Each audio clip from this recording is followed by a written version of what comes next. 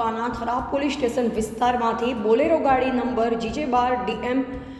5554માં ગેરકાયદેસર અને વગર પાસ પરમિટના ભારતીય બનાવટના વિદેશી દારૂની બોટલ બિયર નંગ 408 કિંમત ₹40,800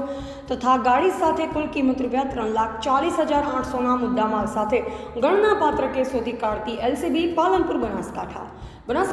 LCB પોલીસ સ્ટાફના માણસો થરાદ પોલીસ સ્ટેશન વિસ્તારના ખારિયા મેઇન કેનાલ ઉપર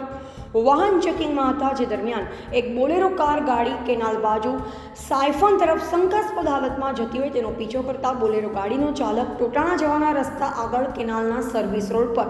બોલેરો મૂકી ભાગી ગયેલ, જે બોલેરો ગાડીમાં ચેક કરતા ભારતીય બનાવટના વિદેશી દારૂ બિયરની પેટી હોય, જે ગેરકાયદેસર અને વગર પાસ પરમિટનો ભારતીય બનાવટના વિદેશી દારૂની બોટલ બિયરનો